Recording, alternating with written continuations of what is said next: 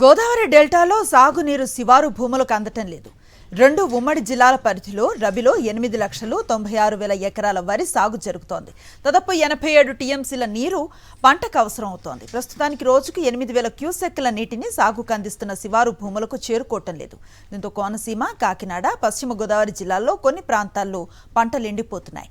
రబీ పంట పోతుందేమోనని రైతులు ఆందోళన వ్యక్తం చేస్తున్నారు.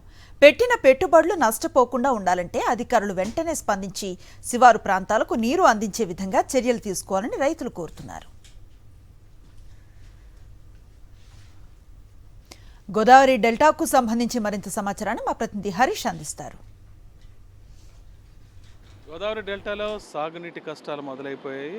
మొత్తం ఉమ్మడి గోదావరి జిల్లాలో తూర్పు పశ్చిమ గోదావరి జిల్లాలకు సంబంధించి ఈ రబీలో 8,96,000 ఎకరాలు సాగు అవుతుంది. ప్రతి ఏటా రబీలోనే రైతులకు కాస్త ఆదాయం మిగిలే పరిస్థితి. ఎప్పటికప్పుడు నీటి ఎదురైతే ప్రతి రబీలోనూ వస్తుంది. అయితే సీలేరు నుంచి జలాలు తీసుకురావడం, ఇతరత్ర అనేక ప్రత్యామ్నాయాల ద్వారా రబీ నుంచి గట్టెక్కడం జరుగుతుంది. ఈసారి అయితే పరిస్థితి మరింత దారుణంగా ఉంది.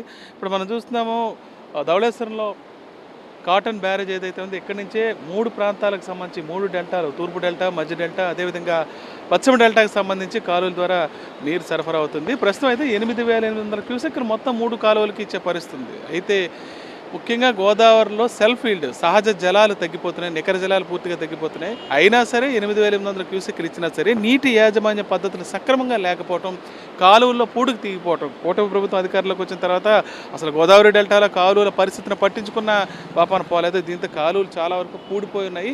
ప్రతి ఏటా క్లోజర్ అయిన తర్వాత ఈ కాలువల్లో గుర్రపటెక్క తీయడం, ఇతరత్ర పనులు, చిన్నపాటి పనులు చేయటం పరిపాటి. ఇలా చేయటం వల్ల శివారు ప్రాంతాల్లో, శివారు మండలాల్లో ఉన్న భూములకు సాగునీరు అందే పరిస్థితుంది. అయితే ఈ కాలువలు మూసుకుపోవడం, ఎక్కడికక్కడ గుర్రపటెక్క అన్ని పేరుకుపోవడంతో ఈ కాలువలు చాలా వరకు మూసుకుపోయాయి. ఇప్పుడు శివారు ప్రాంతాలకు 8,800 క్యూసెక్కుల నీటిని ఇప్పుడున్న పరిస్థితుల్లో పంపిణీ చేసినా సరే శివారు ప్రాంతాలకు వెళ్ళలేదు. దీంతో వంతుల వారి పద్ధతిని కూడా ప్రవేశపెట్టారు. అది కూడా సత్ఫలితాలను ఇవ్వలేకపోయింది.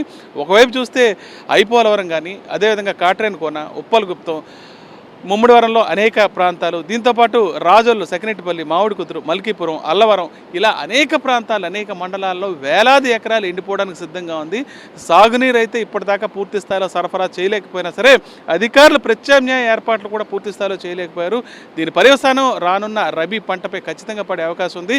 ఇప్పటికైనా సరే ప్రభుత్వం స్పందించి గత ప్రభుత్వం ఏ రకంగా అయితే సాగునీరు అందించిందో ప్రస్తుత ప్రభుత్వం కూడా అదే రకమైన చర్యలు తీసుకోవాలని రైతులు కోరుతున్నారు. ధవళేశ్వరం కాటన్ బ్యారేజ్ నుండి హరీష్ ఫర్ సాక్షి న్యూస్.